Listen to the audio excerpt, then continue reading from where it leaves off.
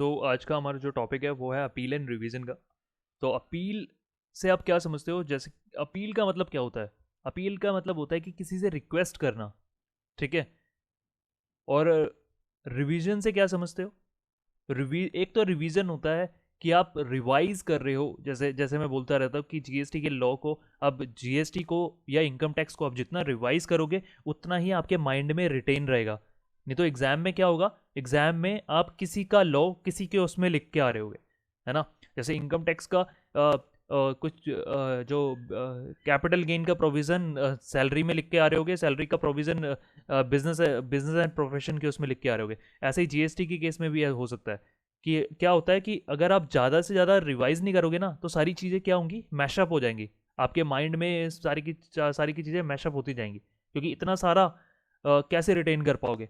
तो उसका सोल्यूशन ही यही है, रिवाइज करना। बट ये वो रिवीजन नहीं है। रिवीजन का मतलब एक और होता है। यहाँ पे रिवीजन का मतलब है कि कुछ चेंज करवाना, ठीक है। रिवाइज करवा देना, मतलब कुछ चेंजेस के लिए रिक्वेस्ट डालनी, ठीक है। तो वो है रिवीजन। तो अब यहाँ पे अपील का मतलब क्या होता है? करेक्शन। हाँ, उसे बोल सकते हो करेक्शन, ठीक है। तो अपील, अब हम यहाँ इस चैप्टर में हम ये सीखने वाले हैं कि हम किसके पास, अगर मान लो कल को कोई डिमांड नोटिस इशू हुआ हमारे अगेंस्ट में, जैसे हम सप्लायर हैं और कुछ हुआ, कुछ भी केस हो गया, उसके कारण जीएसटी का जो अथॉरिटी है उन्होंने हमारे हमारे लिए कोई नोटिस भेजा, ठीक है, हमारे अगेंस्ट कोई नोटिस भेजा। तो और हम उस नोटिस से सेटिस्फाई नहीं है। जैसे मान लो कोई मिस्टेक की, ठीक है, हम एग्री कर रहे हैं, हमने कोई मिस्टेक करी, हम एग्री कर रहे हैं, बट उसकी जो पेनल्टी होनी चाहिए या उसकी कोई जो पनिशमेंट होनी चाहिए वो सेटिस्फैक्टरी होनी चाहिए कि नहीं होनी चाहिए। या ये थोड़ी है जो मर्जी करोगे। मान लो आपने जैसे क्लास में आपने, लेट्स से मैं एग्जांपल देता हूँ, आपने क्लास में कुछ ऐसा किया, ठीक है, और किसी फैकल्टी ने आपको पनिश किया।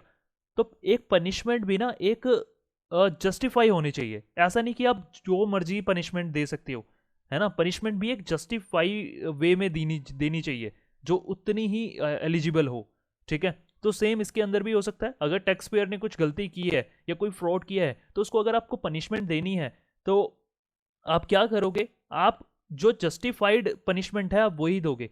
बट अगर जो टैक्स पेयर है या जो सप्लायर है वो सेटिस्फाई नहीं है उस पनिशमेंट से, तो क्या वो कहीं पे रो सकता है?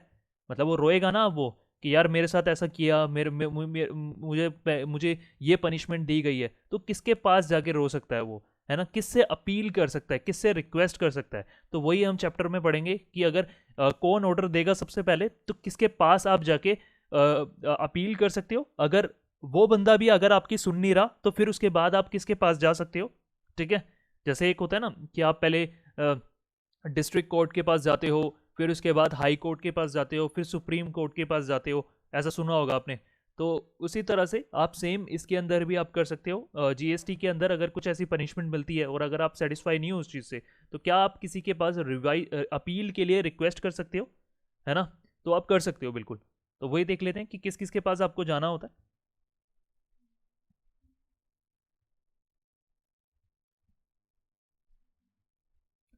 अब ये सबसे पहले बोला हुआ है इसने कि डिस्प्यूट्स कौन से हो सकते हैं। डिस्प्यूट्स हो सकते हैं, कोई भी चीज़ के डिस्प्यूट्स हो सकते हैं, ठीक है।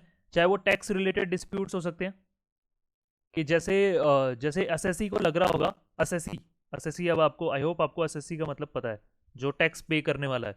तो एसएससी को लग रहा होगा कि मुझे तो 10 लाख या 10 लाख का टैक्स देना है, बट जीएसटी वालों को लग रहा है कि आपसे तो 20 लाख का टैक्स लेना है। तो अब डिफरेंसेस आ रहे हैं कि नहीं आ रहे, है ना। तो उस केस में डिस्प्यूट्स हो सकता है, या फिर कोई प्रोसीजरल रिलेटेड कोई डिस्प्यूट हो सकता है, ठीक है। तो उस केस में आप क्या कर सकते हो, आप अपील की रिक्वेस्ट कर सकते हो। तो अपील की रिक्वेस्ट में क्या है, सबसे पहले देखो, फर्स्ट फर्स्ट आप क्या करोगे, सबसे पहले ऑर्डर कौन पास करेगा, ऑर्डर पास करेगा एडजुडिकेटिंग अथॉरिटी, ए, इसको ए भी बोलते हैं, एडजुडिकेटिंग अथॉरिटी, ठीक है। सबसे पहले जो आपके आपके ऊपर जो पनिशमेंट देगा, सबसे पहले जो पनिशमेंट देगा वो है एडजुडिकेटिंग अथॉरिटी, ठीक है। जैसे आपकी क्लास में अगर कोई पनिशमेंट, अगर कोई जैसे मैं एक लेट्स से मैं एक एग्जांपल के रूप में समझा रहा हूँ कि जैसे कोई फैकल्टी पनिशमेंट पनिश करेगी आपको, ठीक है। अगर आप फैकल्टी की पनिशमेंट से आप सेटिस्फाई नहीं हो तो आप किसके पास जाओगे? आप उसकी हायर अथॉरिटी जैसे क्लास सीसी के पास चले जाओगे।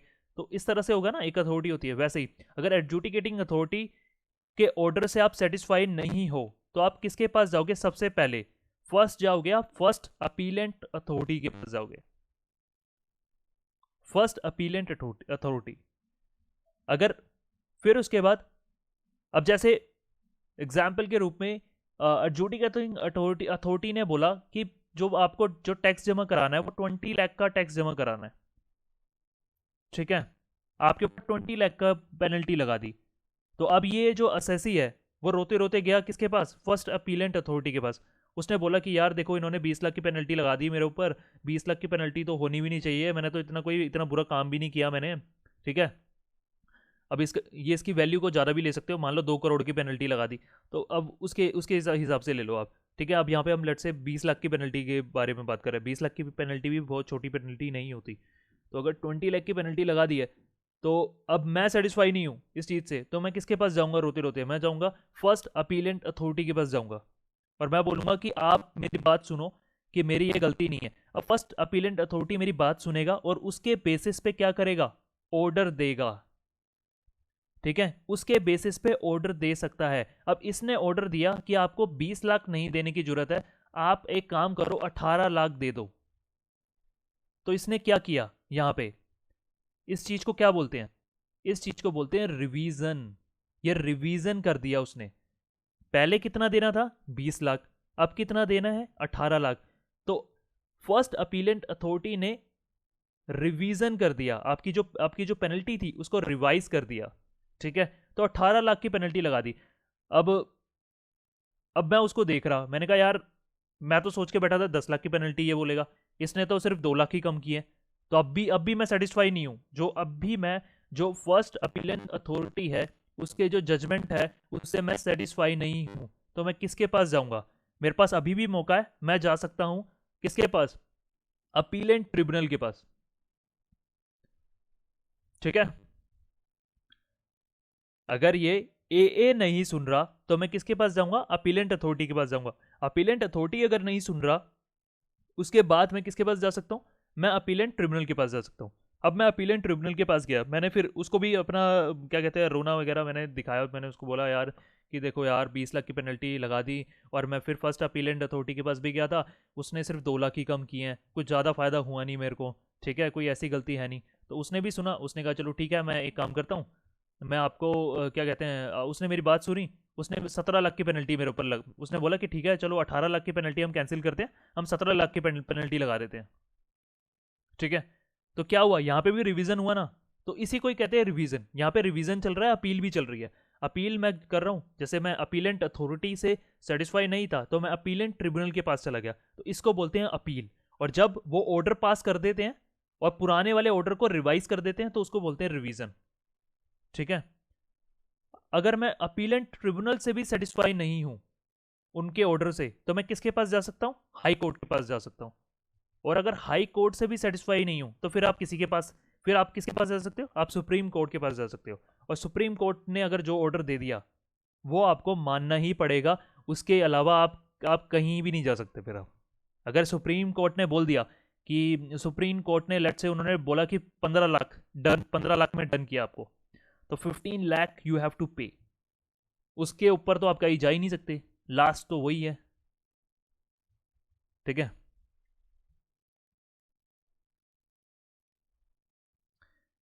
ये सारे प्रोसेस में देखो टाइम पीरियड होता है। जैसे एडजुडिकेटिंग अथॉरिटी से फर्स्ट अपीलेंट अथॉरिटी के पास जाने के लिए 30 दिन मिलते हैं, आप 30 डेज के अंदर जा सकते हो।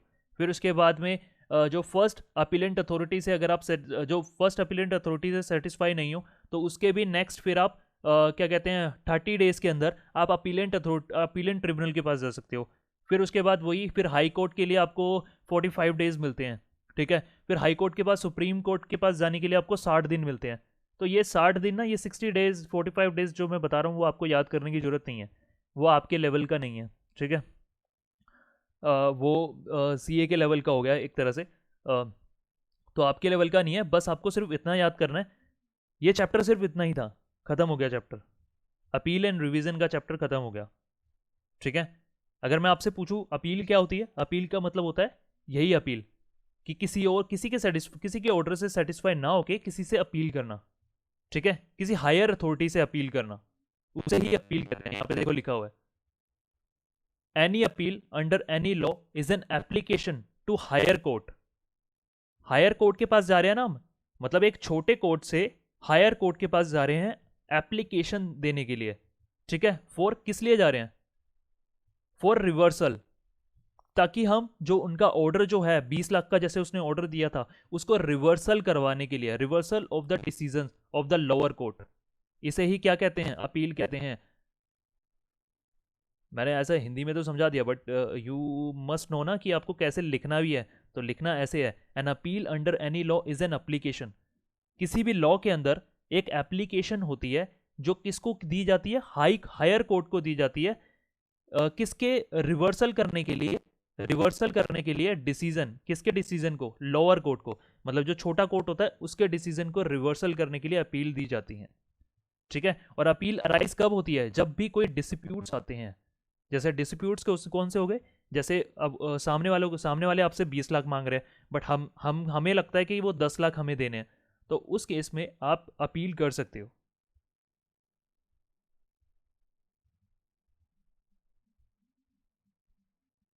ठीक है, ये एक बार देख लो, लेस देन 1 मिनट बचा है, वैसे हमारा चैप्टर ओवर हो चुका है, यही इतना ही था ये चैप्टर अपील एंड रिवीजन का।